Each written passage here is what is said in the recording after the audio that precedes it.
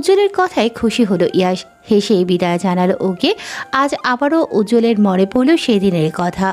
বহুবার সেই অপরিচিতা সম্পর্কে শুনেছে ইয়াশের মুখে। যখন হুট করে বিয়ে করে বাড়িতে বউ নিয়ে আসলো, সেদিনই বুঝে গেছে এই মেয়েই ইয়াশের ভালোবাসা। হঠাৎ দেখা হওয়া সেই অপরিচিতা। ইয়াশের যাওয়ার সময় হয়ে এসেছে। সুফিয়া বেগম আর আনোয়ার সাহেব চুপ করেই আছেন আজ। যে কয়দিন ইয়াশ থেকেছে এখানে বহুবার বলেছেন এবার আর ফিরে না যেতে, কিন্তু ইয়াশের এক কথা, সে তার কাজ ছেড়ে এখানে পড়ে থাকতে পারবে না। কাশ্মীরও তেমন ইচ্ছে নেই যাওয়ার। সেই সকাল থেকে কান্না করে যাচ্ছে যাবে না বলে। ইয়াশ পাত্তা দেয়নি ওসবে। মমিকে কোলে নিয়ে গাড়িতে বসে আছে কাশবিয়া। ইয়াশ কথা বলছে উজ্জ্বলের সাথে। বাড়ির সবার থেকে বিদায় নিয়ে গাড়িতে উঠতে যাবে, তখনই কানে আসলো সুফিয়া বেগমের কণ্ঠস্বর। আবার কবে আসবে? ঘুরে তাকালো ইয়াশ। মায়ের কথার উত্তরে বলল সে, হয়তো আর আসবে না। আমার মৃত্যুর খবর পেলে অন্তত এসো। মায়ের অভিমানিক কথায় বুকের ভেতরটা কেঁপে উঠল ইয়াশের। কথাটা শুনে কষ্ট পেল হয়তো। কাল কাশফিয়ার কথায় ছুটে গিয়েছিল ওনার সাথে কথা বলবে বলে। মায়ের রুমের সামনে গিয়ে ফিরে এসেছে আবার। জড়তা কাজ করছিল ওর মধ্যে।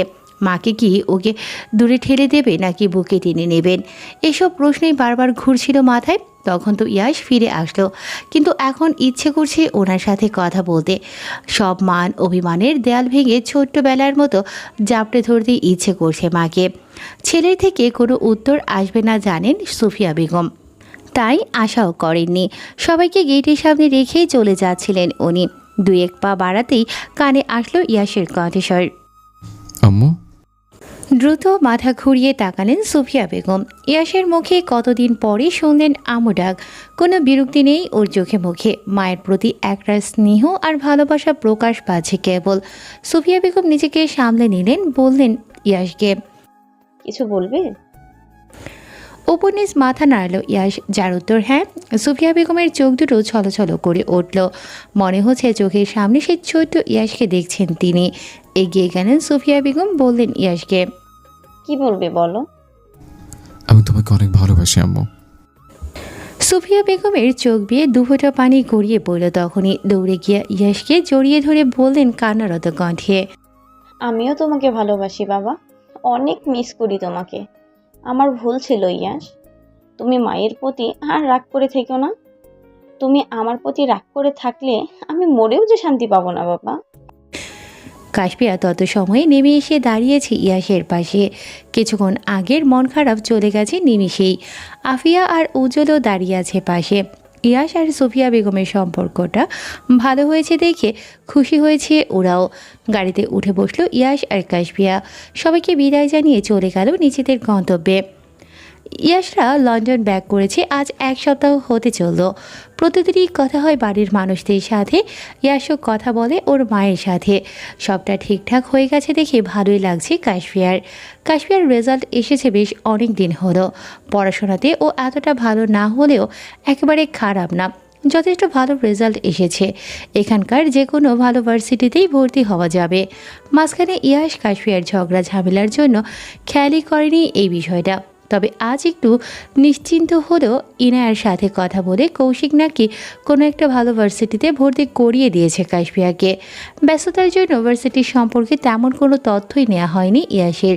তবুও ভেবেছিল সবটা জেনে আজ নিয়ে যাবে কাশফিয়াকে, কিন্তু মহারানীর নাকি মন ভালো না, সে আজ বাড়িতেই থাকবে।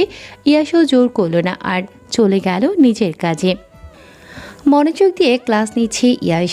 ও লেকচার দিচ্ছে আর স্টুডেন্টরা সবাই তাকিয়ে আছে ওর দিকে। মেহেক মেয়েটা বসেছে প্রথম বেঞ্চে, পাশে সাইফান। মেহেকের ভীষণ রকমের মন খারাপ ছিল আজ। ইয়াশের হাসি মাখা মুখটা দেখে ওর সব মন খারাপ উড়ে গেছে কোথায় যেন। হঠাৎই ইয়াশের কানে আসলো মেয়েলি কণ্ঠস্বর। বিরক্তির ছাপ পড়ল পুরো মুখ জুড়ে।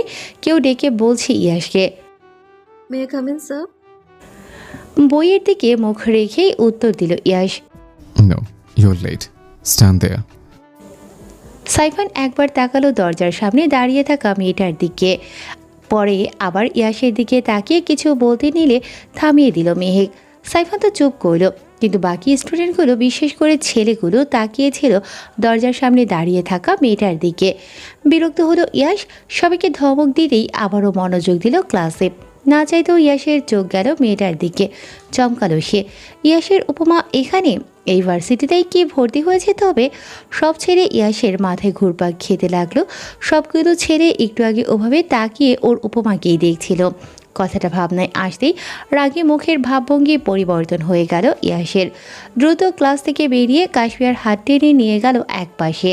কাশফিয়ার হাতে ব্যথা লাগায় চোখ মুখ কুঁচকে বলল সে। আরে করছেনটা কি?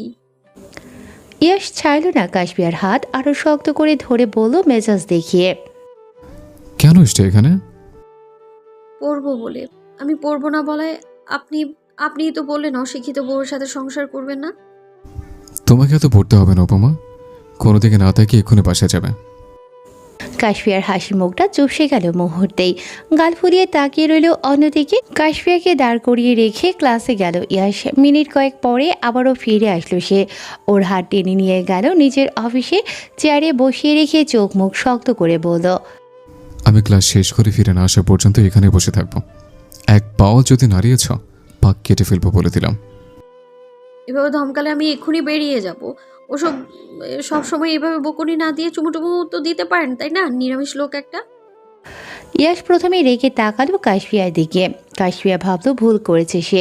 চুপ করে বসে রইল বাধ্য মেয়ের মতো। ইয়াস হুট করে হেসে উঠল কাশফিয়ার ভয়ার্ত মুখশ্রী দেখে। এগিয়ে গেল ওর কাছে। কাশফিয়া কিছু বুঝে ওঠার আগে ইয়াস ঠোঁট আঁকড়ে ধরল ওর। শত চেষ্টা করেও কাশফিয়ার নিজের থেকে দূরে সরাতে পারল না ইয়াসকে। কিছুক্ষণ পর ইয়াস ছেড়ে দিল ওকে। বড় বড় শ্বাস ফেলে ইয়াসের দিকে রেগে তাকালো কাশফিয়া। ইয়াস ঠোঁট কামড়ে হাসলো। কাশফিয়ার ঠোঁটে আবারও ছোট করে একটা চুমু দিয়ে বলল, এসব কি উপমা? আমার চুমুর পাওয়ার সহ্য করার ক্ষমতা নেই, আবার আমাকে কাছে রাখো কেন? কাশফিয়ার ঠোঁটের কোণে দুষ্টুমিতে ভরা হাসি। ইয়াসের গলা জড়িয়ে ধরে বলল ওকে, পুরো আপনিটাকেই তো সামলাই আমি, আর এই চুমু আর কি? ইয়াস হেসে উঠল কাশফিয়ার কথায়। উপমা ভালোই জব্দ করতে শিখিয়েছে ইয়াসকে। কেমন কথার চালে ফাঁসিয়ে দিল ওকে। 1 ঘন্টা ধরে ইয়াসের অফিসে বসে আছে কাশফিয়া।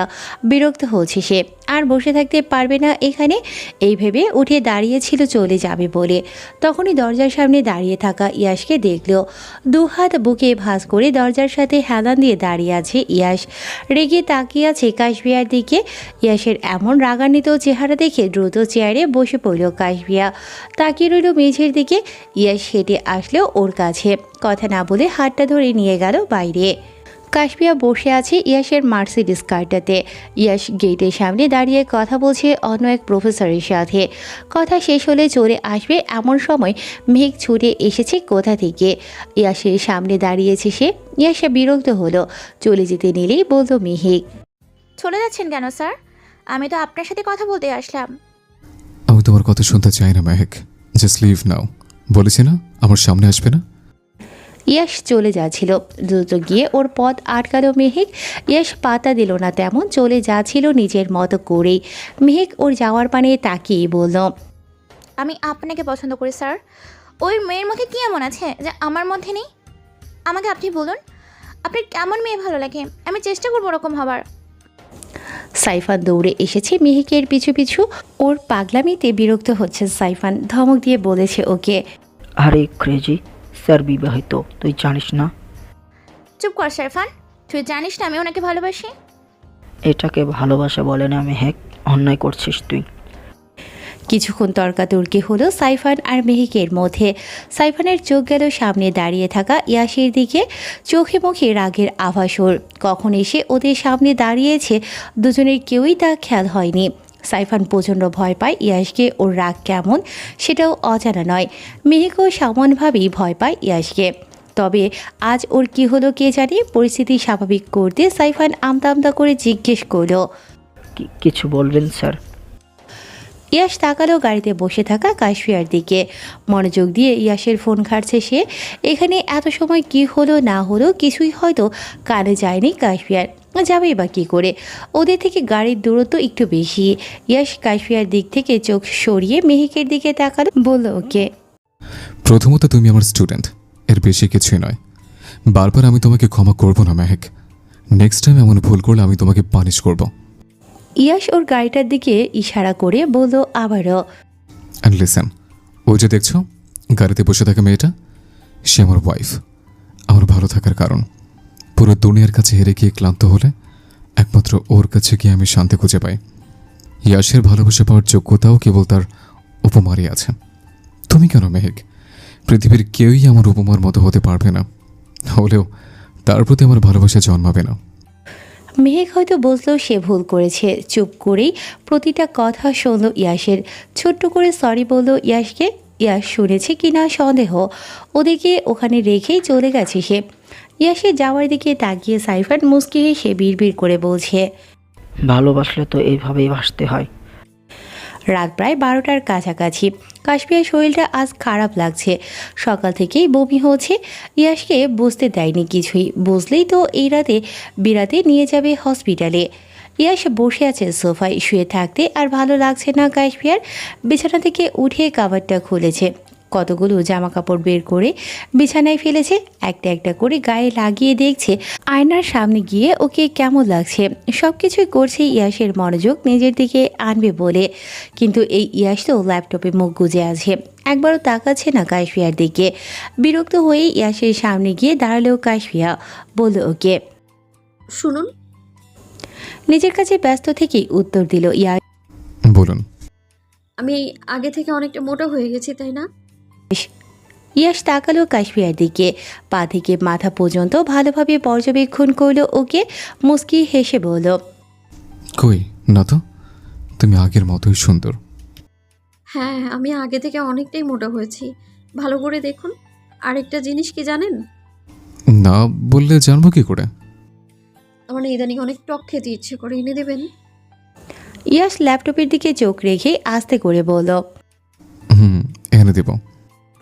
কাশফিয়ার রাগ হলো। হাতের জামাটা বিছানায় ছুঁড়ে ফেলে বিড়বিড় করে বলল, বোকা লোক একটা, এত কিছু বলি তাও বোঝে না। ইয়াস ল্যাপটপ থেকে চোখ সরিয়ে তাকালো কাশফিয়ার দিকে। কি বলেছে না বুঝলেও মুখের ভাবভঙ্গি দেখে বুঝলো কাশফিয়া রাগ করেছে কোনো কারণে। ইয়াস উঠে এসে পাশে দাঁড়ালো কাশফিয়ার।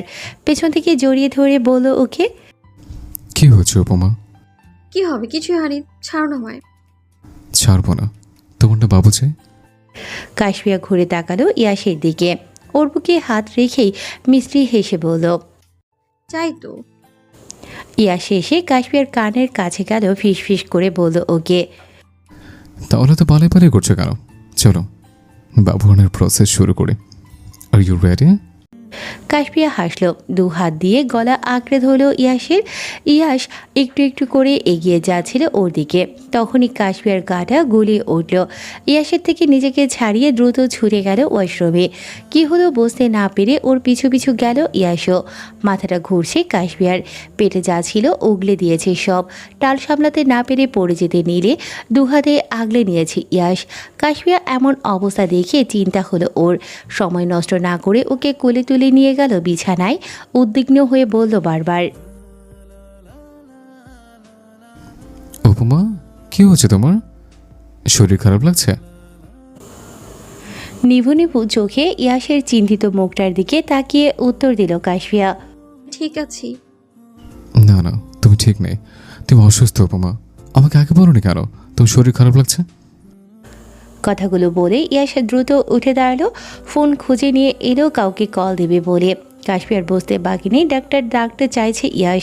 কাশফিয়া ইয়াসের শার্টের কলার টেনে ধরতেই ইয়াস মাথাটা নুইয়ে তাকালো ওর দিকে। এই সুযোগে ইয়াসের কানে ধরে রাখা ফোনটা কেড়ে নিল কাশফিয়া। ওর হাতটা টেনে এনে রাখলো নিজের উদরের ওপর। ইয়াস কাশফিয়ার মুখপানে তাকাতেই হেসে দিল কাশফিয়া। আমাদের জুনিয়র আসছে। ইয়াস কিছু সময় থম মেরে বসেছিল ওভাবেই। কাশফিয়া কি বলেছে নিয়রণে পৌঁছতেই চোখে মুখে অদ্ভুত এক ভালো লাগা প্রকাশ পেল ইয়াসের। কাশফিয়ার ধরে রাখা হাতটার দিকে একবার তাকিয়ে পরে আবার তাকালো ওর দিকে। ঠোঁটের কুড়ি ফুটে উঠল হাসি। দ্রুত কাশফিয়াকে বুকে টেনে নিল ইয়াস। চুমু দিল ওর পুরো মুখে, শক্ত করে জড়িয়ে ধরে বলল, আমি যা শুনলাম তা কি সত্যি? আমি বাবা হতে চলেছে? আমার ভিতরে এক অদ্ভুত কাঁপুনি হচ্ছে উপমা। আমার আনন্দ হচ্ছে, খুব আনন্দ হচ্ছে। আমি তোমাকে কি বলে ধন্যবাদ দিব বলো তো? ইয়াসের বুক থেকে মাথা তুলে ওর মুখপানে তাকালো কাশফিয়া। মিষ্টি হেসে বলল ইয়াসকে, আমি আপনাকে কি বলে ধন্যবাদ দিব? আপনি যে আমার মন খারাপের নির্ভরযোগ্য ঔষধ, আমার ভালো থাকার কারণ আপনি, আমার ছন্নছাড়া জীবনে আপনি আশার দীপ্ত আলো। ভালোবাসি প্রফেসর সাহেব, ভালোবাসি আপনাকে। সাথে সাথে উত্তর এলো ইয়াসের থেকে। আমি তোমাকে ভালোবাসি উপমা, তোমাতে আমার সূচনা আর তোমাদের সমাপ্তি। হাসলো কাশপিয়া ইয়াসের মতোই শক্ত করে জড়িয়ে ধরল ওকে। মনে মনে ভাবলো সে, এই মানুষটা এত পাগল কেন ওর জন্য, এত কেন ভালোবাসে ওকে। সবার সামনে কঠোর বদমেজাজি আর কাশপিয়ার সামনে এতটা শান্ত। ছেলেদের ভালোবাসা বুঝি এমনই হয়, ভালোবাসার মানুষ ব্যতীত অন্য সবার কাছে তারা বেপরোয়া। যেমনটা ইয়াস পুরো পৃথিবীর কাছে সে কঠোর বেপরোয়া হলেও কাশপিয়ার কাছে শান্ত একটা মানুষ, যে নিজের সবটুকু দিয়ে ভালোবাসতে জানে কেবল। কাশপিয়া মুচকি হেসে বিড়বিড় করে বলল, রুহি আপু ঠিকই বলতো, আমি সত্যিই ভাগ্যবতী। কাশপিয়া বিছানায় পড়ে ঘুমোচ্ছে বেঘরে। ওর মাথার কাজটায় বসে আছে ইয়াস। ফোনের রিংটোন কানে আসতে সেন্টার টেবিলের উপর থেকে ফোনটা এনে চোখের সামনে ধরল ইয়াস। উজ্জ্বলের নম্বর থেকে কল এসেছে দেখে ঠোঁটের কোণে হাসি ফুটল ওর। কলটা রিসিভ করে ফোনটা কানে ধরতেই উদ্বিগ্ন কণ্ঠে প্রশ্ন করল উজ্জ্বল, কাশফিয়া নাকি অসুস্থ? ওর কি হয়েছে ইয়াস? ডাক্তার দেখিয়েছো?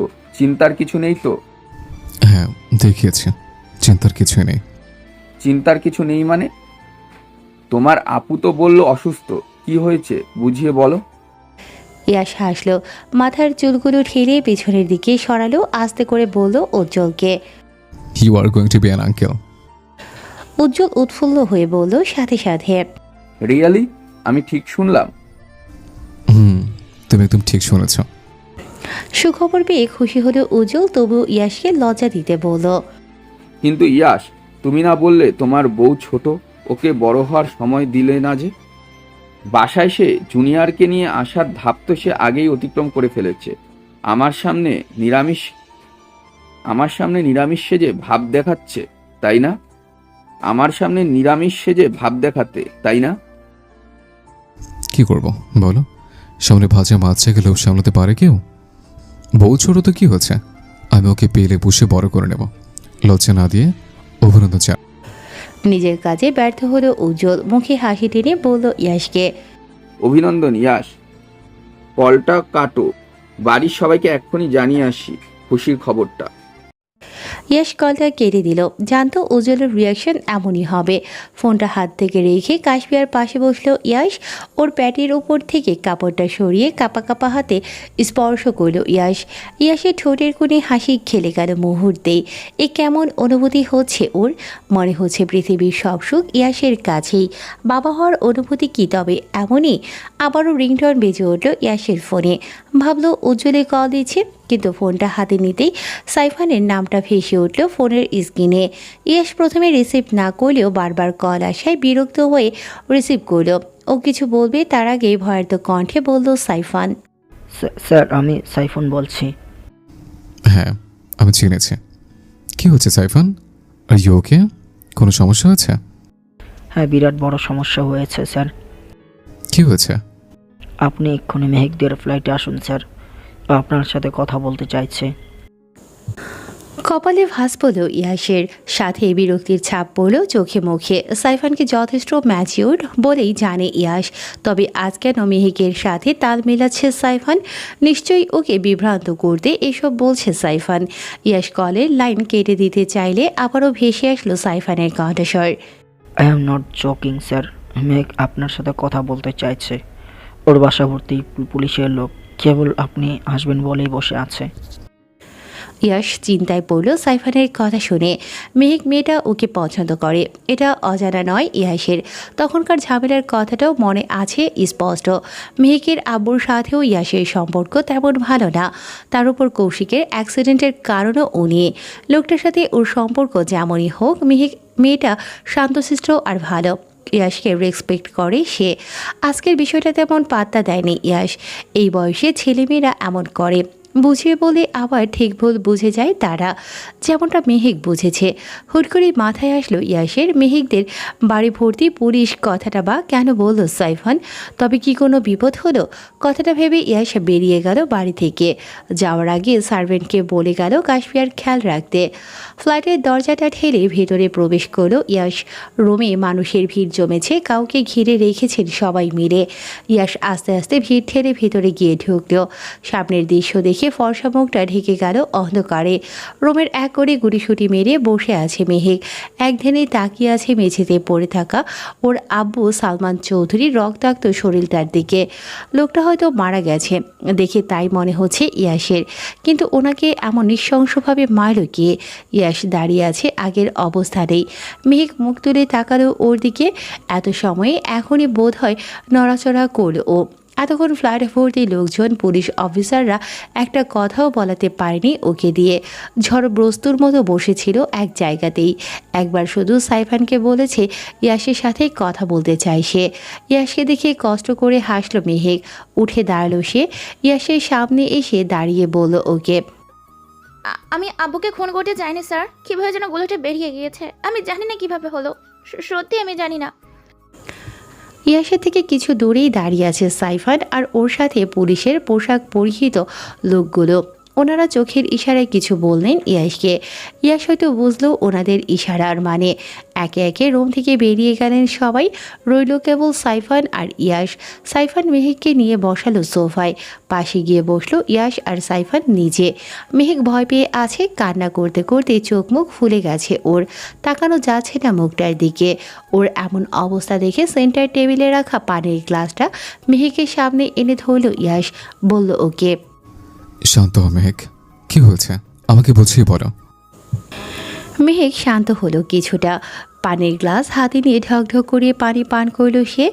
কিছু সময় নীরব থেকে আচমকাই কান্না করে দিল। কান্না করতে করতে বলল ইয়াসকে, আ- আ- আমার আমার আব্বু খুনি। উনি নারী পাচারকারী চক্রের সাথে জড়িত।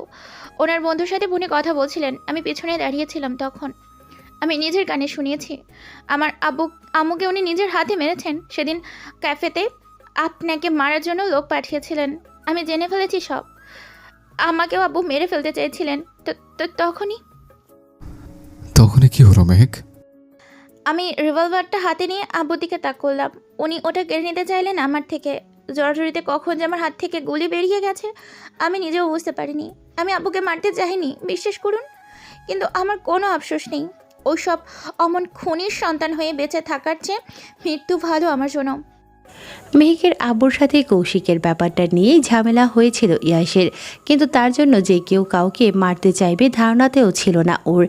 এই লোকটার জন্যই তবে রুহি মারা গেছে। ঈশানও অনুশোচনা বোধ থেকে বাঁচতে আত্মহত্যার পথ বেছে নিয়েছে। সব কিছুর মূল তবে মেহেকের আব্বু সালমান চৌধুরী। মাথাটা কেমন করছে ইয়াসের, বিরক্ত লাগছে সব কিছু। কিন্তু মেহেক যে একটা বাচ্চা মেয়ে, বাবার ভুলে শাস্তি মেয়েটাকে পেতে হবে। ইস, মেহেকের কথা ভেবে খারাপ লাগছে ইয়াসের। ইয়াসকে কথাগুলো বলে আবারও অঝরে কান্না শুরু করলো মেহেক। ইয়াস আর সাইফান কত কী বলে সান্ত্বনা দিল ওকে, কিন্তু মেহেক তো জানে তাকে শাস্তি পেতেই হবে। নিজেকে কোনো রকমের সামলালো মেহেক। চুপচাপ উঠে দাঁড়ালো সোফা থেকে। পুলিশের সামনে গিয়ে দুহাত বাড়িয়ে দিয়ে বলল সে, অ্যারেস্ট মি। সাথে সাথে মহিলা পুলিশগুলো চলে এলো মেহেকের কাছে। ওকে তোলা হলো পুলিশের নিয়ে আসা গাড়িটাতে। নির্বাক দৃষ্টিতে চলন্ত গাড়িটার দিকে তাকিয়ে রইল সাইফান আর ইয়াস। দেখতে দেখতে কেটে গেছে অনেকগুলো দিন। কাশপিয়ার প্রেগনেন্সির এখন 9 মাস চলছে। সামনের সপ্তাহেই ডেলিভারি ডেট দিয়েছে ডক্টর। ইয়াস তার কাছ থেকে ছুটি নিয়েছে। আপাতত পুরো দিন বাড়িতেই থাকে কাশপিয়ার সাথে। মাঝে মধ্যে ওর মুড সুইং হলে ইয়াস ঘুরতে নিয়ে যায় বাইরে। সব রকমভাবে ভালো রাখার চেষ্টা করে তার উপমাকে। কৌশিক আর ইনায়া মাঝে মধ্যেই আসে কাশপিয়াকে দেখতে। কৌশিক ইয়াসের সাথে কথা বলতে চাইলেও ইয়াস তেমন গুরুত্ব দেয় না ওকে। এতে আরও রাগ বাড়ে কৌশিকের। মনে মনে ইয়াসকে কত সময় বকাঝকা করে শান্ত হয়ে যায় আবার। ল্যাপটপ হাতে নিয়ে সোফায় বসে আছে ইয়াশ।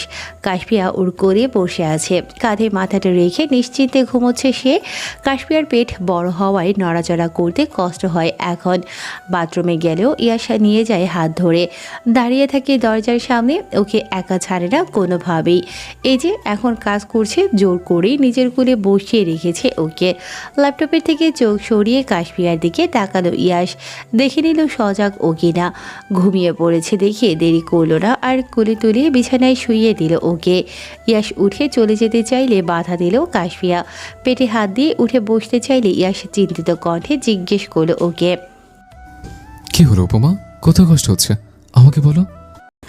কাশপিয়া কোনো মতে উঠে বসলো। ইয়াশের দিকে কিছুক্ষণ তাকিয়ে মাথা রাখলো ঘাড়ে, ঘন ঘন শ্বাস ফেলে বলল, প্রফেসর সাহেব, তাড়াতাড়ি একটা চুমু দিন না, নিঃশ্বাস নিতে কষ্ট হচ্ছে আমার।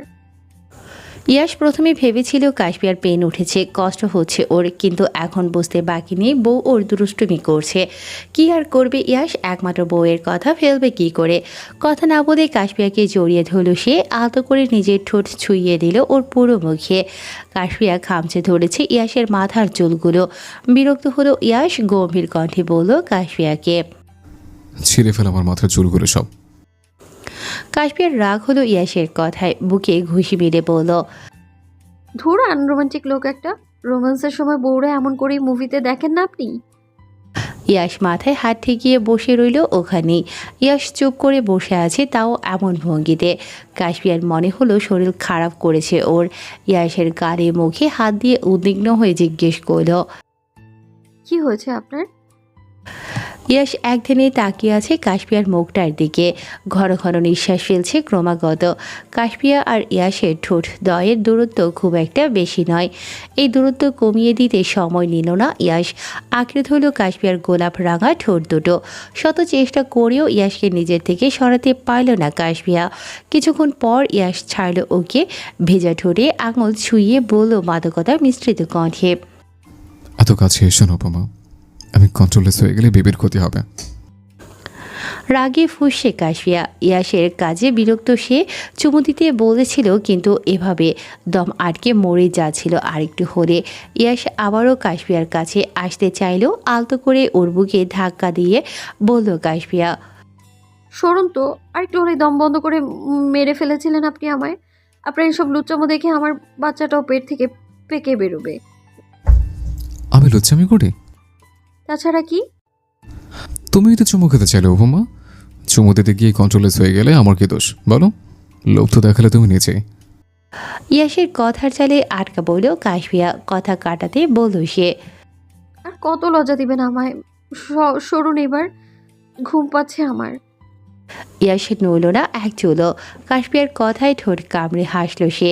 কাশপিয়া ঘুমিয়ে পড়ল ওর পেটে, চুমু দিল ইয়াশ, বলল বিড়বিড় করে, জুনিয়র, তাড়াতাড়ি চলে এসো। তোমার মাম্মার আদর না পেয়ে পাপ্পা শুকিয়ে যাচ্ছে দিন দিন। কাশপিয়া চোখ খুলে তাকালো, হাসলো ইয়াশের কথা শুনে। ও বুঝে ফেলার আগেই আবারও বন্ধ করে নিল চোখের পাতা। সময়টা সন্ধ্যা। সাইফানের সাথে দেখা করতে একটা ক্যাফেতে এসেছে ইয়াশ। মেহেকের ব্যাপারেই কথা বলছিল দুজনে। এর মধ্যেই ইনায়ার কল আসলো ইয়াশের ফোনে। আসার আগে ইনায়াকে রেখে এসেছিল কাশপিয়ার কাছে। কোনো দরকারে কল দিচ্ছে ভেবেই রিসিভ করল ইয়াশ। ফোনের অপর প্রান্তে থাকা ইনায়া বলল ইয়াশকে, ইয়াশ, তাড়াতাড়ি হসপিটালে আয়, আমি কাশপিয়াকে নিয়ে ওখানেই যাচ্ছি। কেন, কি হয়েছে? আমার উপমা ঠিক আছে? ঠিক নেই ইয়াশ, ওর লেবার পেইন উঠেছে। এত কথা না বলে যত দ্রুত সম্ভব চলে আয়। আমি এক্ষুনি আসছি। কথাটা বলে দেরি করেনি ইয়াশ, দ্রুত ছুটে এসেছে হসপিটালে। কাশপিয়াকেও তত সময় নিয়ে যাওয়া হয়েছে ওটিতে। হসপিটালের করিডোরে পায়চারি করছে ইয়াশ। কেমন অস্থির অস্থির লাগছে ওর, শান্তি পাচ্ছে না কোনোভাবেই। ইয়াশের বাড়ির সার্ভেন্ট সাইফান আর কৌশিক সবাই দাঁড়িয়ে আছে একপাশে। বাড়ি থেকে বারবার উজ্জ্বল আর সোফিয়া বেগমের কল আসছে। ইয়াশের মাথা ঠিক নেই, বিরক্ত হয়ে ফোনটাই অফ করে রেখেছে। কৌশিক এগিয়ে এলো ইয়াশের দিকে, মান অভিমান দূরে ঠেলে কথা বলল ওর সাথে, শান্ত হও ইয়াশ, সবটা ভালোই হবে। আমি শান্ত হতে পারছি না কৌশিক। এত সময় হলো, এনাই বেরোচ্ছে না কেন? আমার যে দম বন্ধ লাগছে। আমার উপমা ঠিক আছে তো? ইয়াসের করা একের পর এক প্রশ্নে ওকে কি উত্তর দেবে বুঝল না কৌশিক। ওরও চিন্তা কম হচ্ছে না বোনের জন্য। কাশপিয়ার বয়স কম, এ বয়সে বাচ্চা নিলে কত রকমের সমস্যায় পড়তে হয় মায়েদের, কিন্তু ওর যে কিছুই করার নেই, সবই আল্লাহর ইচ্ছা। বারবার ওনাকে ডাকছে আর বলছে যেন সুস্থ থাকে ওর বোনটা। অপেক্ষার অবসান ঘটল অবশেষে। একটা ছোট্ট বাচ্চাকে সাদা রঙের তোয়ালেতে জড়িয়ে ওটি থেকে বেরোলো ইনায়া। নার্সরা মিলে কাশফিয়াকে নিয়ে গেল অন্য কেবিনে। বাচ্চাটা কান্না করে যাচ্ছে ক্রমাগত, ছোট ছোট হাত পাগুলো নাড়ছে সে। কৌশিকের মুখের অন্ধকার সরে গেল, ঠোঁটের কোণে হাসি ফুটল ওর। বাচ্চাটাকে দেখবে বলে দৌড়ে গেল ইনায়ের কাছে। ইয়াস এখনও দাঁড়িয়ে আছে আগের অবস্থানেই। ইনায়া হেঁটে এলো ওর কাছে, বাচ্চাটাকে দেখিয়ে বলল, তোর প্রিন্সেসকে দেখবি না ইয়াশ? দেখ, ও দেখতে পুরো তোর মতো হয়েছে। ইয়াস তাকালো না বাচ্চাটার দিকে, জিজ্ঞেস করলো ইনায়াকে। আমার উপমা কেমন আছে এনায়া? ইনায়া কথা বলল না, চুপটি করে দাঁড়িয়ে রইল সে। ইনায়ার মুখটা দেখে চিন্তা হলো ইয়াসের, ওর উপমা কি ভালো নেই? উত্তর দিচ্ছে না কেন ইনায়া? ইয়াস অপেক্ষা করল না আর, দ্রুত ছুটে গেল কাশফিয়ার কেবিনের দিকে। ইনায়া পিছু ডাকলেও শুনল না সে। কৌশিক তাকিয়ে আছে ইয়াসের যাওয়ার পানে। অবাক হচ্ছে কৌশিক, এই বদমেজাজি একরোখা ছেলেটা কাউকে এত ভালোবাসতে পারে। কৌশিক তো এতদিন ভুল ভেবে এসেছে ইয়াসের ব্যাপারে। ওর কাছে কাশফিয়া ভালো আছে, ভালো থাকবে আজীবন। ইয়াসের মতো ছেলেরা সহজে কাউকে ভালোবাসে না। ভালো যদি বাসে তবে মন প্রাণ দিয়েই ভালোবাসে।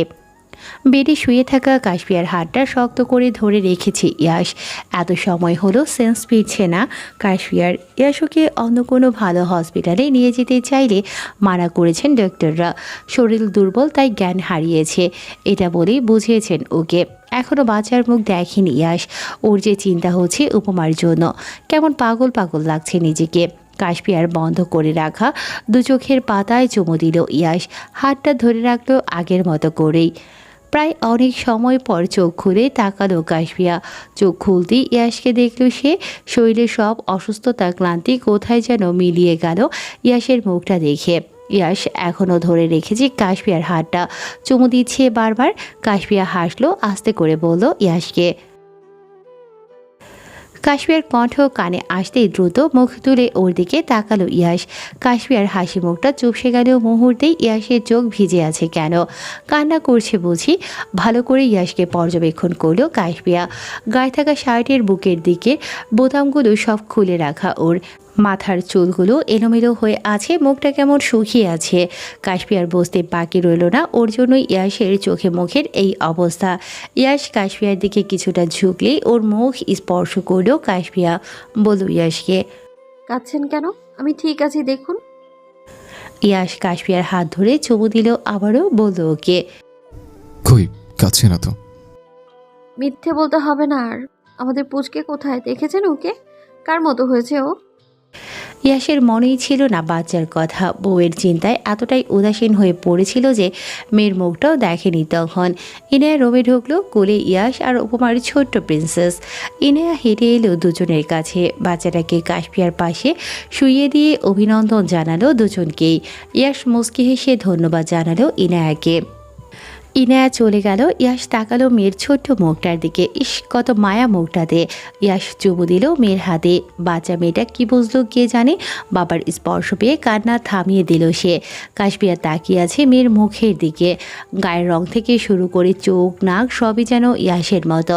বাবা মেয়ের দিকে বেশ অনেকক্ষণ তাকিয়ে কাশফিয়া হেসে বলল ইয়াসকে, ব্যাপারটা কি? আমি পেটে ধরলাম, এত কষ্ট করে পৃথিবীতে আনলাম, আর মেয়ে হলো আপনার মতো? ইয়াস হাসছে কাশফিয়ার কথা শুনে, ভাব দেখিয়ে বলছে ওকে, তুমি পেটে ধরলে কি হবে? মেয়েকে পৃথিবীতে আনার অর্ধেক কাজ তো আমিই করেছি। কাশফিয়া উত্তর খুঁজে পেল না আর। মানুষটা বড্ড চালাক, যাই বলুক না কেন ওনার কাছে যেন উত্তর রেডি করাই থাকে।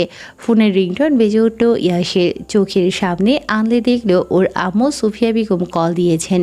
কথা বলতে উঠে যাচ্ছিল ইয়াস, কি যেন মনে হলো কাশফিয়ার ইয়াস চলে যাচ্ছে বুঝতে পেরে বলল ওকে, আমাকে একা ফেলে কোথায় যাচ্ছেন?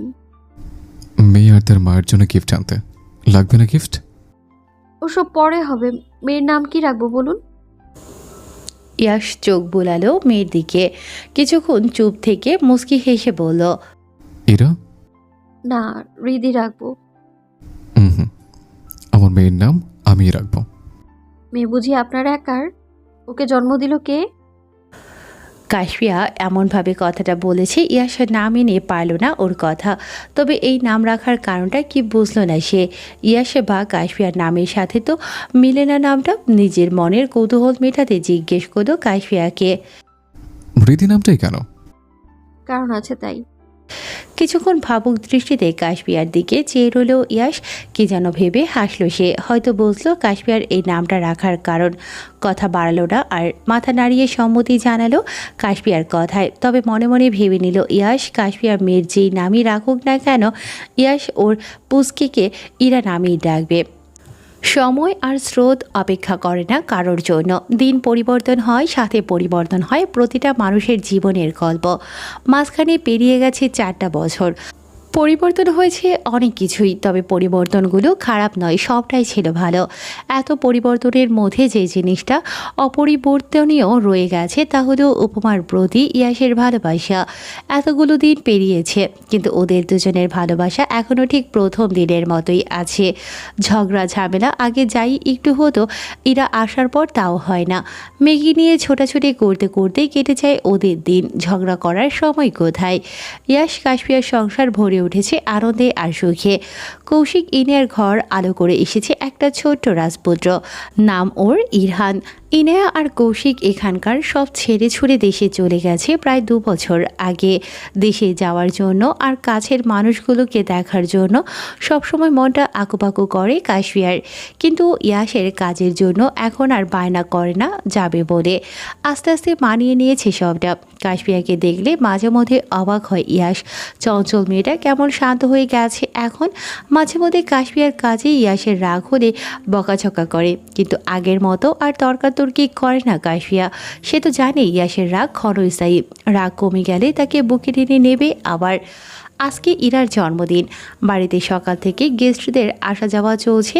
ইরার জন্মের পর ইয়াশ বাড়িতে বাড়তি লোক রেখেছে মেয়ের দেখাশোনার জন্য।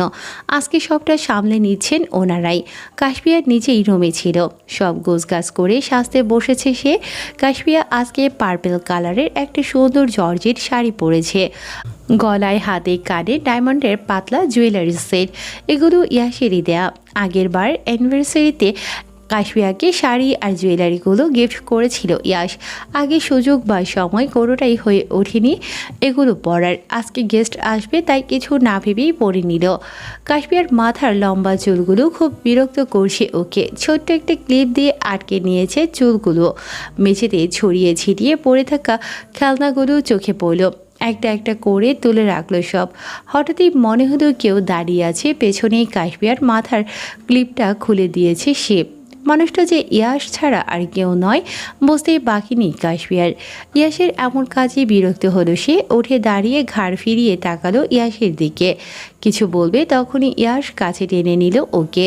কাশফিয়ার হাত দুটো আপনা আপনিই চলে গেল ইয়াশের বুকের কাছটায়।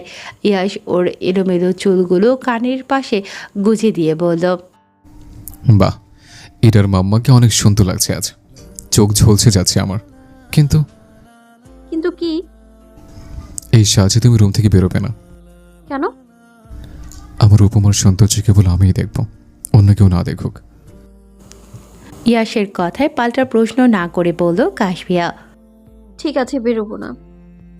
ইয়াশ কাশফিয়াকে নিয়ে গেল আয়নার সামনে। লম্বা চুলগুলো দিয়ে খোপা করে দিল। খোপায় গুঁজে দিল বাগান থেকে তুলে আনা টাটকা লাল গোলাপ। কাশফিয়া হাত দিয়ে দেখে নিল, বলল ইয়াশকে, কি করলেন? ইয়াশ শক্ত করে 2 হাত দিয়ে জড়িয়ে ধরল কাশফিয়াকে। ঘাড়ে থুতনি রেখে বলল, আমার ফুলকে ফুল দিলাম, তোমার পছন্দের বেলে ফুল পেলাম না। গোলাপ পছন্দ? সব ফুলই আমার পছন্দ। তুমি নিজেই তো একটা ফুল উপমা, আমার ব্যক্তিগত ফুল। ইয়াশের কথায় মুস্কি হাসল কাশফিয়া। এই মানুষটার প্রশংসা না পেলে সাজগোজ করাই তো বৃথা।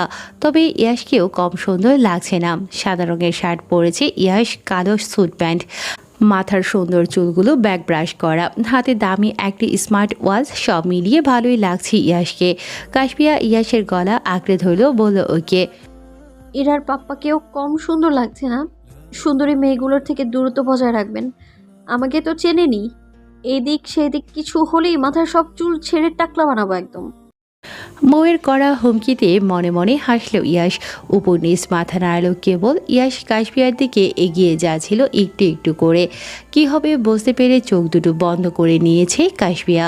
সব দূরত্ব ঘুচিয়ে ইয়াশ যখনই চুমু দেবে কাশপিয়ার ঠোঁটে, তখনই কানে ভেসে আসলো মেয়ের কণ্ঠস্বর। পাপা, মাম্মা, আমি টয়লেট যাব। ইরার কথা কানে আসতেই দ্রুত কাশপিয়াকে ছেড়ে দিল ইয়াশ। ইরা গটখট করে হেঁটে আসলো ইয়াশের কাছে, দু হাত কোমরে চেপে বলল রেগে মেগে। ইরা রাগ করেছে। পাপা খালি মাম্মাকেই পাপ্পি দেয় কেন?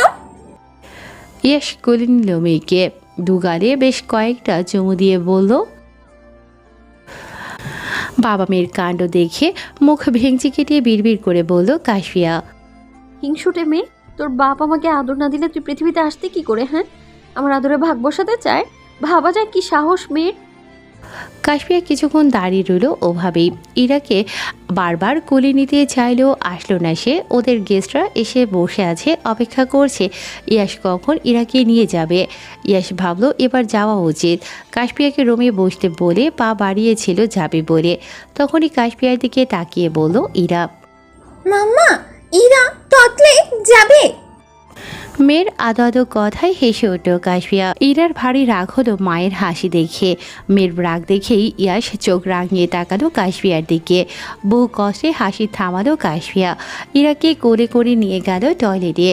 খন্দকারের মঞ্জিলের সামনে এসে থেমেছে একটা কালো রঙের কার। দারোয়ান এসে দ্রুত খুলে দিল গেট। বাড়ির ভেতরে ঢুকিয়ে থামলো গাড়িটা। এক এক করে নামলো ইয়াশ আর কাশপিয়া। ইয়াশের কোলে ছোট ইরা আর কাশপিয়ার কোলে মমি। ইরা বায়না করলো ইয়াশের কোল থেকে নামবে বলে। ইয়াশ মিষ্টি করে হেসে নামিয়ে দিল মেয়েকে। কাশপিয়াও নামালো মমিকে। মমি দৌড়ে ভেতরে যেতেই ইরাও গেল তার পিছু পিছু। মেয়েকে বারবার ডেকেও থামাতে পারল না কাশপিয়া। সুফিয়া বেগম বাড়ির উঠোনে এসেছেন রোদে শুকাতে দেওয়া কাপড় নিতে।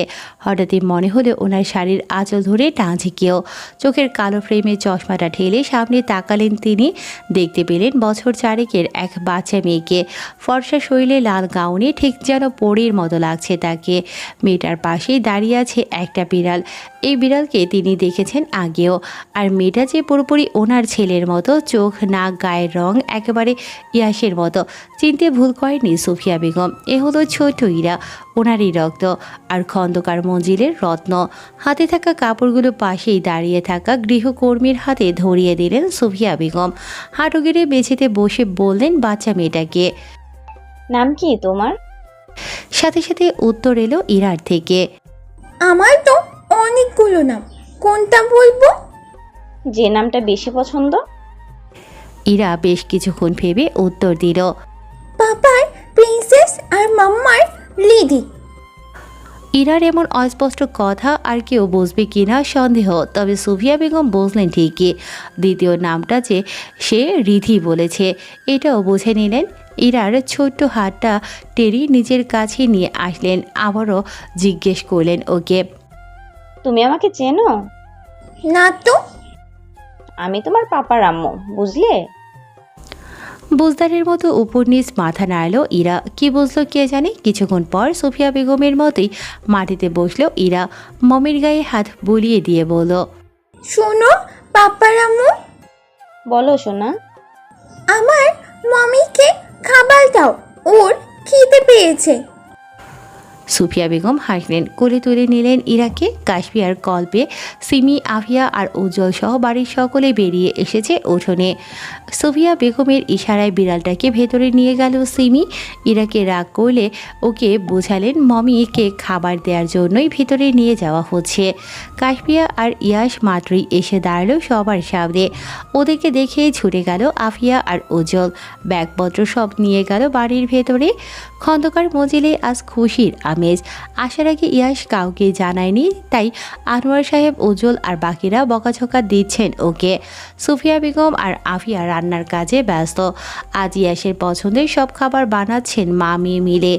আশেপাশের পাড়া প্রতিবেশীরা এসেছেন ইয়াশকে দেখতে। ইরা এত সময়ে চিনে গেছে সবাইকে। ইয়াশ এক এক করে মেয়ের সাথে পরিচয় করালো সবার। কাশপিয়া ইয়াশকে রেখে ইরাকে নিয়ে ব্যস্ত বাড়ির মানুষরা, বিশেষ করে ইয়াশের আব্বু আনোয়ার সাহেব আর সিমি। ইরাও মিশে গেছে সবার সাথে, তবে কারো টুকটাক ভুল হলেই কান্না করে ভাসাচ্ছে সে। বিকেলে কৌশিক আর ইনায়া এসেছে ইয়াশদের দেখতে। ইনায়ার কোলে ছোট ইরহান। কাশপিয়া ছুটে গেল ওদেরকে দেখে, ইরহানকে কোলে নিয়ে আদর করল সে। ইয়াশও একই কাজ করলো। এটা দেখে আবার রাগ হলো ইরার। সুযোগ পেতেই খামছে দিল ইরহানের গাল। মেয়ের দুষ্টুমি দেখে বিরক্ত হলো ইয়াশ, ছোট্ট করে একটা ধমক দিয়েছিল ওকে। ইরা কান্না করে চলে গেল ইয়াশের কাছ থেকে। তারপর আর কি, কত কিছু করে ইয়াশ রাগ ভাগালো মেয়ের। রাত প্রায় 12টার কাছাকাছি হবে। বাড়িতে আত্মীয়রা এসেছেন আজ।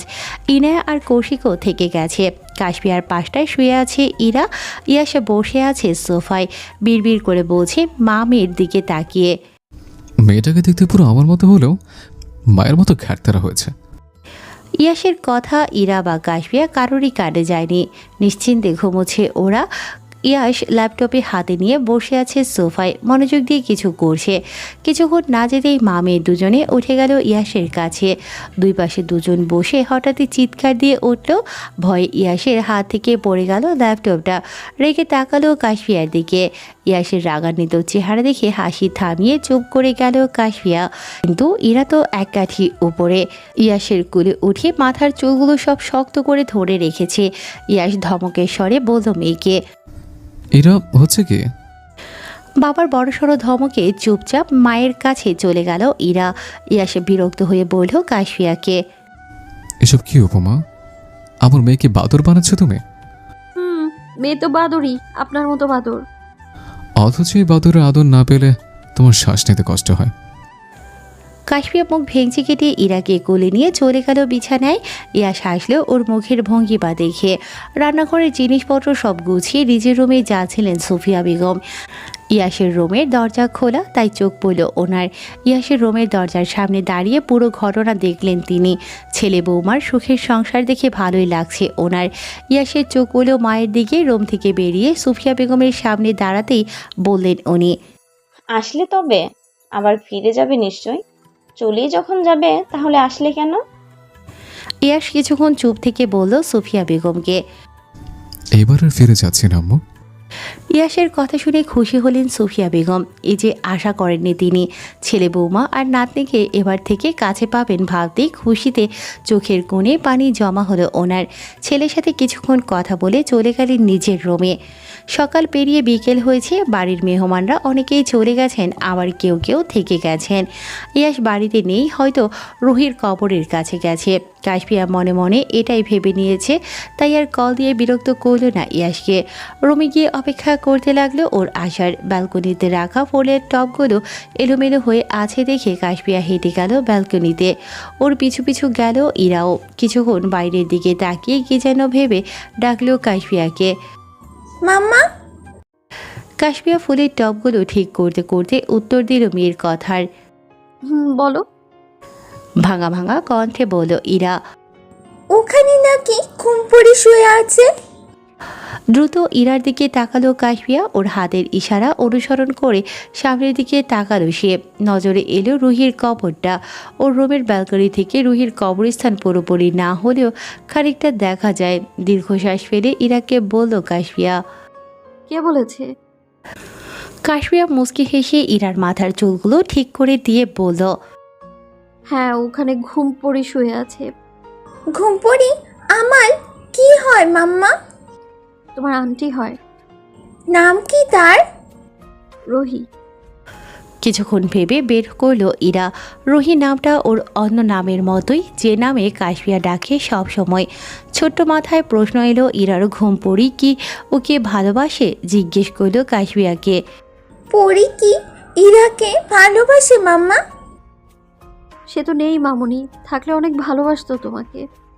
তাহলে পরি কাকে ভালোবাসে? কথা নেই কাশপিয়ার মুখে। চুপ করেই রইল সে। ঘাড় ফিরিয়ে তাকালো রুহির কবরটার দিকে। পরে আবার ইরার ছোট্ট মুখটার দিকে তাকিয়ে মিষ্টি হেসে উত্তর দিল। পরি হৃদির পাপাকে ভালোবাসে। ইরার থেকেও বেশি? সবার থেকে বেশি। মায়ের কথায় রাগ হলো ইরার, গটগট হেঁটে চলে গেল নিজের রুমে। ইয়াশ মাত্রই রুমে ঢুকলো, মেয়ের এমন রাগের কারণ বুঝলো না সে। রীতিকে বুলিয়ে ভালিয়ে নিজের কাছে নিয়ে এলো, কোলে তুলে ওর দুগালে চুমু দিয়ে বলল, কি হয়েছে আমার প্রিন্সেসের? কে বকেছে? মাম্মা বকেছে। কি বলে বকেছে? ঘুম পড়ি পাপ্পাকে ভালোবাসে। ইয়াসের চোখে মুখের ভাবভঙ্গি পরিবর্তন হলো মুহূর্তেই। এই নামে তো ইয়াস রুহিকেই ডাকে। ইরা কিছু জিজ্ঞেস করার তখন ওকে বলেছিল কথাটা। ওর ছোট্ট মেয়েটা এখনও ওসব মাথায় নিয়ে বসে আছে। আর ওর উপমাটাই বা কেমন, এসব বলেছে মেয়েকে। ইয়াস মুখে হাসি টেনে বলল ইরাকে, হুম, আমার প্রিন্সেসের মতো আমাকে আর কেউ ভালোবাসে না। চোখে মুখে খুশির ঝিলিক ইরার। অন্ধকার মুখটা ছেয়ে গেল হাসিতে। বাবার গলা জড়িয়ে ধরল শক্ত করে। ইয়াসু হাসলো মেয়ের কাণ্ডে। কাশপিয়া এখনও দাঁড়িয়ে আছে বালকনিতে। বাবা মেয়ের খুনসুটি দেখে হাসছে সে। ওদের থেকে চোখ সরিয়ে তাকালো রুহির কবরটার দিকে। মনে মনে বলল, তোমার না হওয়া প্রিয় মানুষটাকে আমি ভালো রেখেছি রুহি আপু। তোমাকেও আমরা মনে রেখেছি। তোমার কথাই সত্যি হোক, আমাদের ভালোবাসা বেঁচে থাকুক যুগ যুগ। উপমা, আসবে একটু? ইয়াসের ডাকে ওর দিকে তাকালো কাশপিয়া, ছোট্ট করে বলল, আসছি। কাশপিয়া এসে দাঁড়িয়েছে ইয়াসের মুখোমুখি। ইয়াসের কাঁধে মাথা ফেলে ঘুমিয়ে আছে ইরা।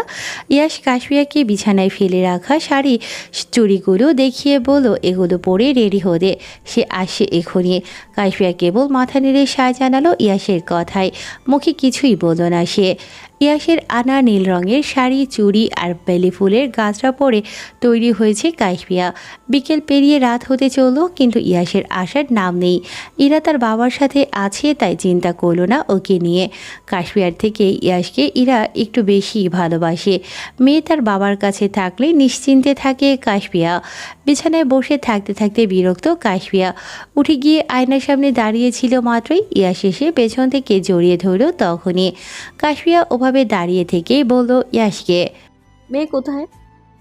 আম্মুর কাছে। রেখে আসলেন যে? কান্না করবে তো। কারণ আছে তাই। কি চাই আপনার? মতলব ভালো ঠেকছে না তো। বাবু চাই। কাশপিয়া ঘুরে তাকালো ইয়াসের দিকে, দুহাত দিয়ে গলা জড়িয়ে ধরে বলল, একজনকে নিয়েই পারি না, আবার আরেকজন কে সামলাবে শুনি? তুমি আমাকে সামলাবে আর আমি বাচ্চাদের। বাহ, আমার কথাই আমাকে বলা হচ্ছে। ইয়াস তাকিয়ে রইল কাশপিয়ার সুন্দর মুখটার দিকে। মাথার গাজরাটা খুলে দিল সে। এলোমেলো হলো কাশপিয়ার মাথার চুল। শাড়ির কুচিতে হাত রাখতেই কেঁপে উঠল কাশপিয়া। বাধা দিয়ে বলল ইয়াসকে, এলোমেলো করার মতলব যখন সাজতে কেন বললেন? আমি নিজ হাতে এলোমেলো করবো তাই। আদৌ চাই না? কাশপিয়া লজ্জা পেল। ইয়াসের বুকে লুকিয়ে আস্তে করে বলল, চাই তো। কাশপিয়ার সম্মতি পেয়ে দেরি করল না ইয়াস। কোলে তুলে নিল ওকে, নিয়ে গেল বিছানার কাজটায়। গায়ের শার্টটা খুলে মেঝেতে ফেলতেই শুকনো ঢোক গিলল কাশপিয়া। ইয়াস ওর দিকে ঝুঁকলো। কাশপিয়া ইয়াসের বুকে হাত দিয়ে বলল, পাগলাম করবেন না একদম। 100 বার করবো। সরুন তো। আজ তোমাকে আদর দিব। পালাতে চেয়েও পারল না কাশপিয়া। হার মানল ইয়াসের জেদের কাছে। পুরো শরীর জুড়ে ইয়াসের ঠোঁটের উষ্ণ স্পর্শ পড়ছে বারবার। কেঁপে উঠছে কাশপিয়া। লজ্জাবতী পাতার নেই নেতিয়ে পড়েছে বিছানায়। ইয়াস নিজের সবটুকু ভালোবাসা উজাড় করে দিতে ব্যস্ত তার উপমাকে। ঘড়ির কাঁটা জানান দিচ্ছে রাত প্রায় 12টার কাছাকাছি।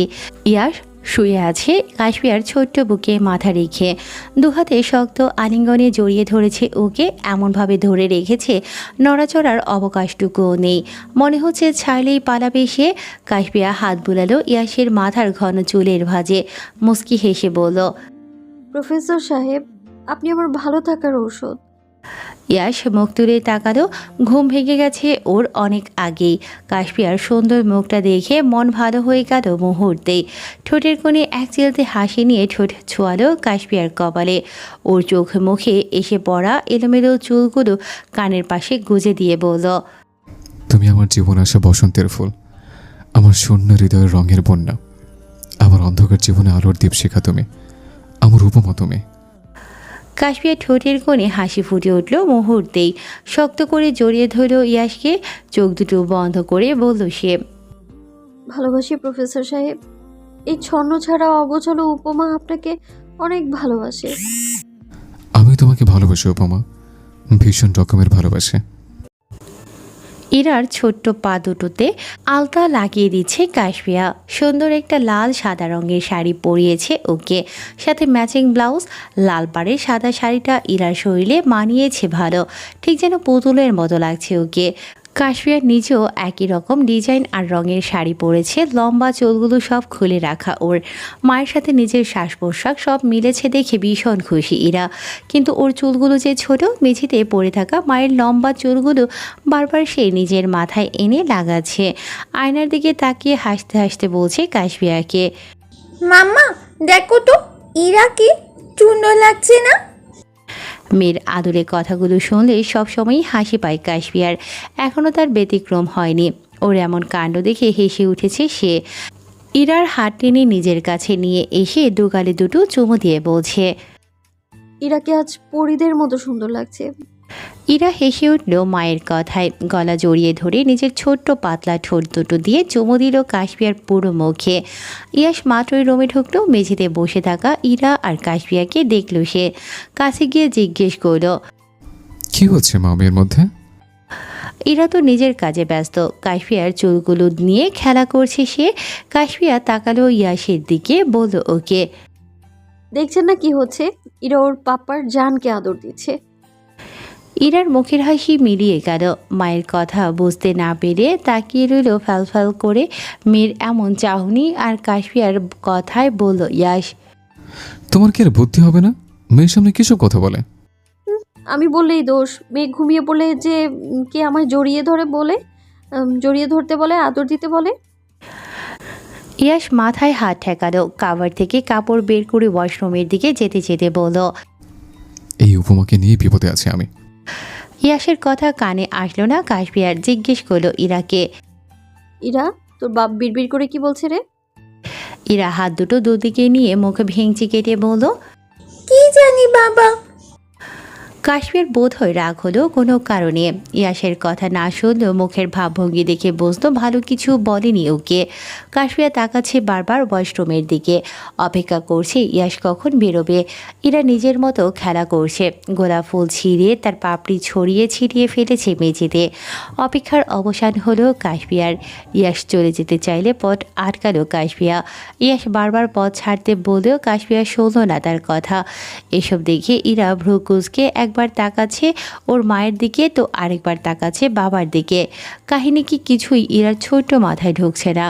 দরজার সামনে এসে দাঁড়িয়েছেন সুফিয়া বেগম। ইরাকে ডাক দিতেই ও দৌড়ে চলে গেল ওনার কাছে। ইরা দাদির কোলে উঠে হাত নাড়িয়ে বিদায় জানালো বাবা মাকে। চলে গেল সুফিয়া বেগমের সাথে। কাশফিয়ার বাচ্চামিতে বিরক্ত হয়ে ইয়াস গম্ভীর কণ্ঠে বলে উঠল ওকে, পাচ্ছার উপমা, কাজ আছে আমার। কি কাজ শুনি? বললে করে দিবে তুমি? দিতেও পারি। হুম, পারবে না তাই বলছিও না। ইয়াস আবারও পা বাড়ালো চলে যাবে বলে। কাশফিয়া ডেকে উঠল ওকে, শুনুন। ইয়াস মাথাটা ঘুরিয়ে তাকালো কাশফিয়ার দিকে। এত সময় লক্ষ্য করলো ওকে। আজ ইয়াসের উপমা শাড়ি পরেছে, লাল পাড়ের সাদা রঙের শাড়ি। কোমর পেরিয়ে যাওয়া লম্বা চুলগুলো সব খুলে রেখেছে। মুখটা কত মায়াবী লাগছে ওর। সাদা রঙের সুন্দর শাড়িতে কাশফিয়াকে সদ্য ফোটা স্নিগ্ধ লাল গোলাপের মতোই সুন্দর লাগছে। ইয়াসের যে চোখ সরছে না ওর থেকে। মনে মনে বাইরে যাওয়ার প্ল্যান ক্যান্সেল করে দিল ইয়াস। উজ্জ্বলকে মেসেজ করে জানিয়ে দিল সে যাবে না। ইয়াস একটু একটু করে কাশফিয়ার কাছে এগিয়ে এসে বলল ওকে, বলুন ম্যাডাম। কাশফিয়ার রাগ করে গেল মুহূর্তেই। হেঁটে গিয়ে আগের মতোই বেঁচেতে বসলো সে। পা দুটো বের করে তাকালো ইয়াসের দিকে। ইয়াস হয়তো বুঝলো কাশফিয়ার চাহনির মানে। হেঁটে গিয়ে কাশফিয়ার ঠিক সামনে বসলো সে। গোলাপের পাপড়িগুলোর পাশে ফেলে রাখা আলতার বোতল হাতে তুলে দিল। কাশফিয়ার পা টেনে নিজের কাছে নিয়ে এসে সুন্দর মতো লাগিয়ে দিল আলতা। কাশফিয়া তাকিয়ে রইল ইয়াসের মুখের দিকে। এই মানুষটা কাশফিয়ার ভালো থাকার কারণ। এই একটা মানুষের কাছেই নিজের শান্তি খুঁজে পায় সে।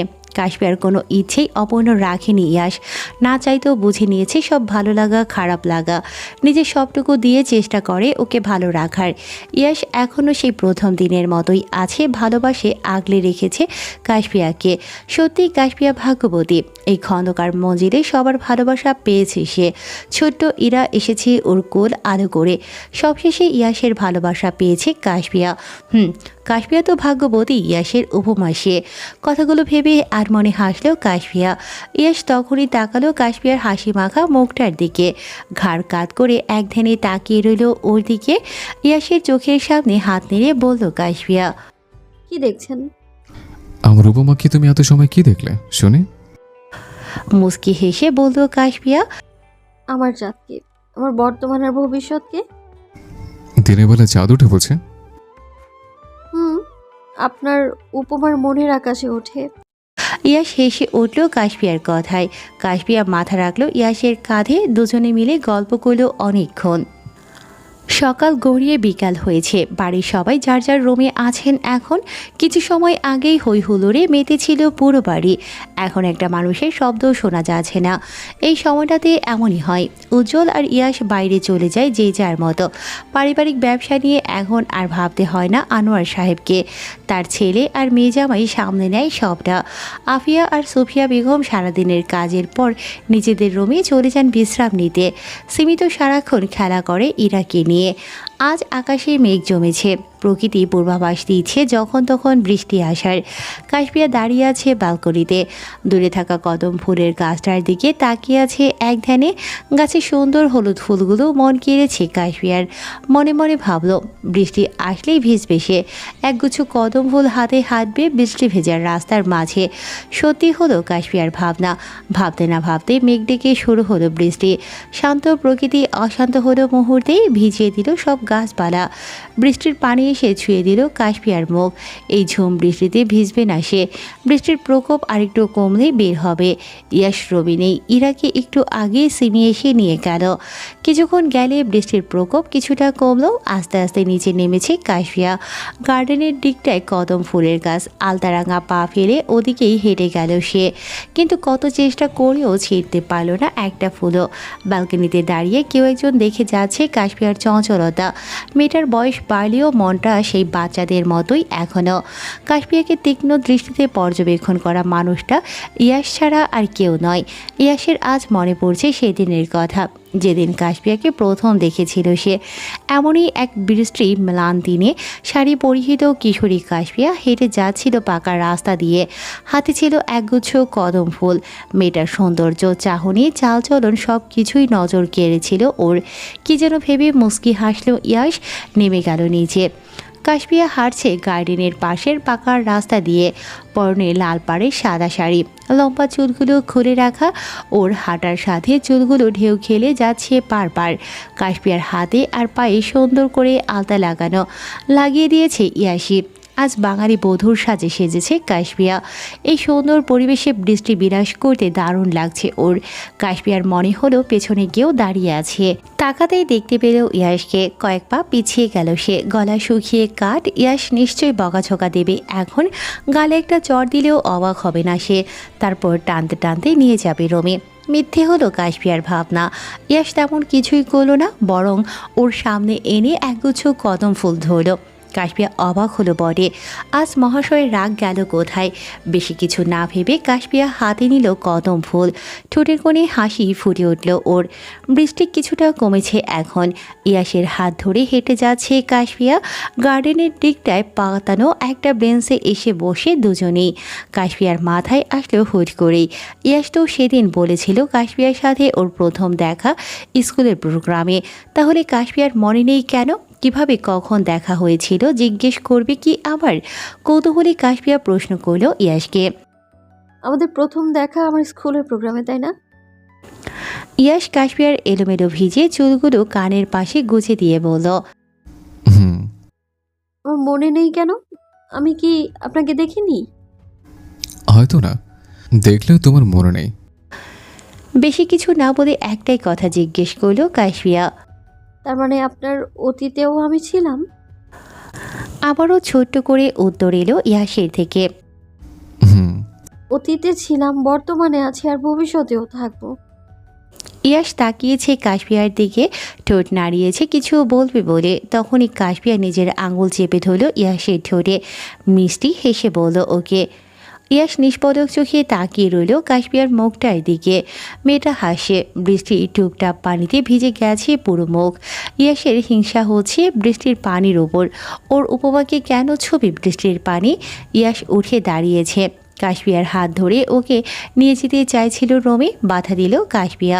ইয়াশকে আবার বসতে বলল নিজের পাশে। ইয়াশও শুনল ওর উপমার কথা।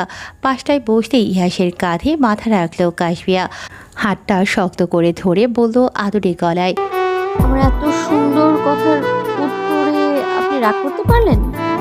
দেখেছেন আমি কত দূর ভেবে নিয়েছি। আপনাকে আমি ভীষণ ভালোবাসি প্রফেসর সাহেব। দিন মাস বছর অতিক্রান্ত হোক, আপনার প্রতি আমার এই ভালোবাসা না কমুক কখনো। আমি তোমাকে ভালোবাসি উপমা। আমার সবটুকু ভালোবাসা কেবল তোমার জন্য, আমার উপমার জন্য। ইয়াশের সুন্দর কথায় ভালো লাগায় ছেয়ে গেল কাশপিয়ার চোখ মুখ। কিছু না ভেবে ইয়াশের বুকে মাথা রাখল সে, চোখ দুটো বন্ধ করে নিল। এতক্ষণ ধরে ভেজা কাপড়ে থাকায় জ্বর আসতে পারে ভেবে ইয়াশ কাশপিয়াকে কোলে তুলে নিল। হাঁটতে শুরু করলো বাড়ির দিকে। পড়ে যাওয়ার ভয়ে কাশপিয়াও শক্ত করে আঁকড়ে ধরল ইয়াশের গলা, যদিও জানে ইয়াশ থাকতে কোনো বিপদ ওকে ছুঁতে পারবে না। কাশপিয়া বিশ্বাস করে এই মানুষটাকে, যতটা ভালোবাসে ঠিক ততটাই বিশ্বাস করে।